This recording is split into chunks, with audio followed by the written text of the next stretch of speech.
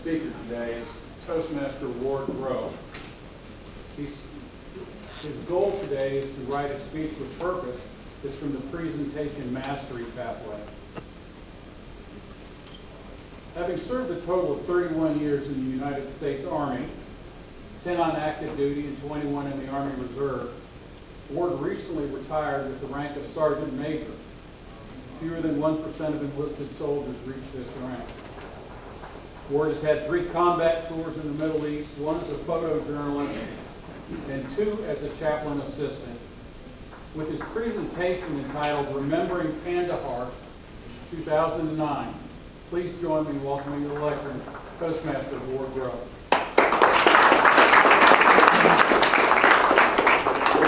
Thank you.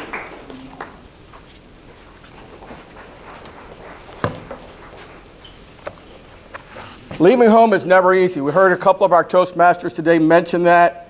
Tim, Therese, and other family members mentioned loved ones going on deployments. It wasn't easy for me in 2009 either. Saying goodbye to my wife, Anita, who I'd been married to for 21 years, and to my son, Paul, and daughter, Camille, was tough.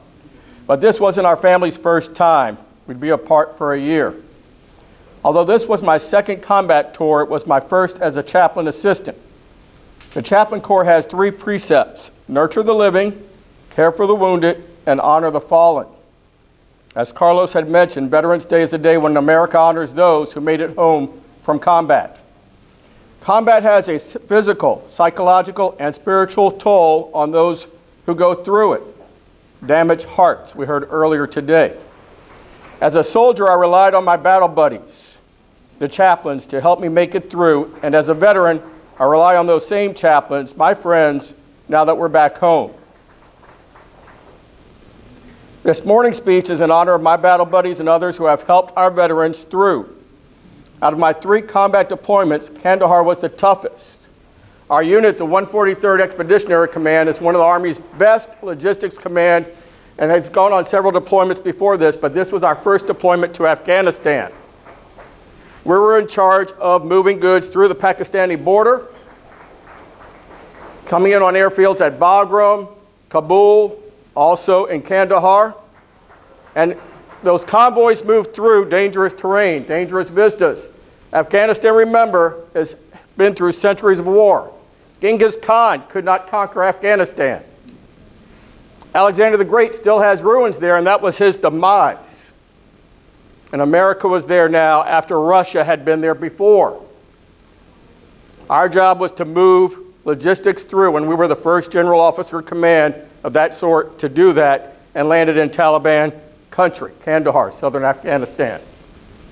There were a lot of deaths that year, and that's what I'm here to talk about today, is honoring the fallen, but not honoring the fallen in the sense that we have it with Memorial Day for those lost souls and fallen heroes, but for those who help others through.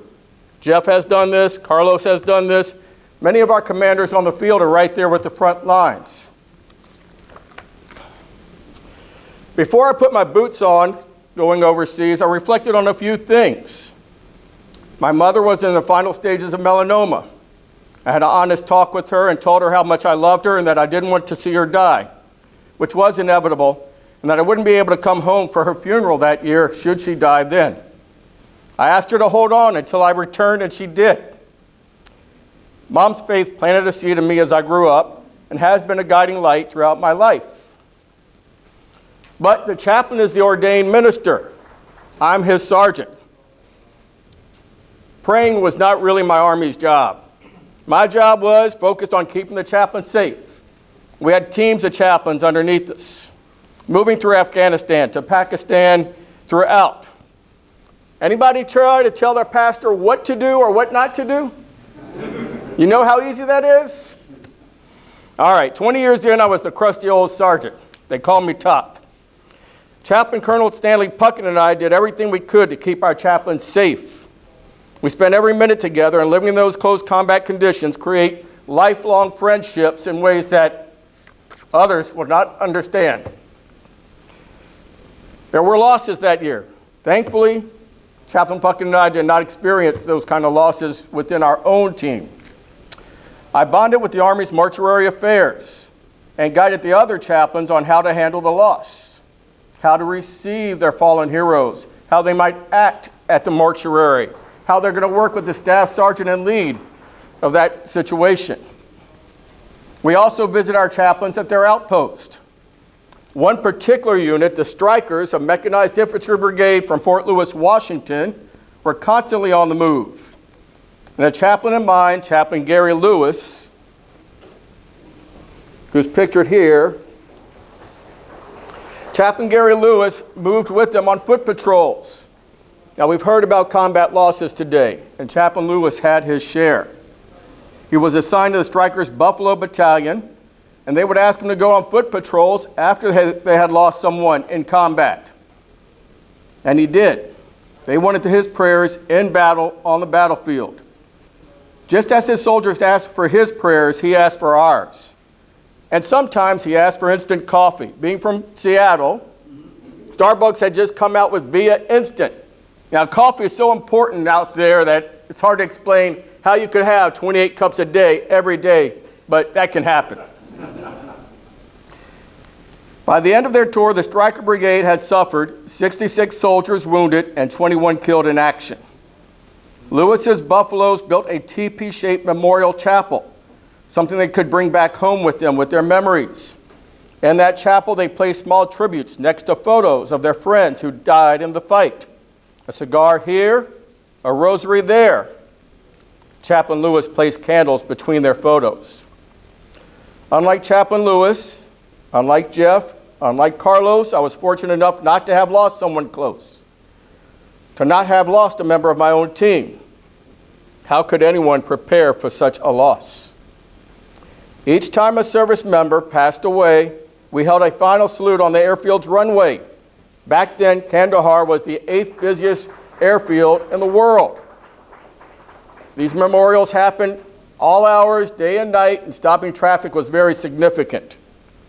We often had short notice with the lowering of the flags to half-mast, and you had a half hour to get to the tarmac. And there we stood, for military formations of over 100 stood on either side of the runway. We had 222 goodbyes that year, including Americans, our allies, as it was a NATO headquarters, civilian contractors from Nepal, from India, from Malaysia, who we were friends with and worked closely with. I'm confident knowing we did our best to honor our fallen heroes. As we think of Veterans Day, let us remember those chaplains, those commanders, and our fellow soldiers who guided others through hard times. Air Force, Marines, Navy, all involved. And today, likely, there will be a time with the Space Force. I can still hear the sad, mournful tones of a Canadian bagpiper playing Amazing Grace while marching with a procession of battle-hardened pallbearers. Their boots march slowly in unison. As we think of Veterans Day, let us remember that march. Let us remember those chaplains and fellow soldiers who served.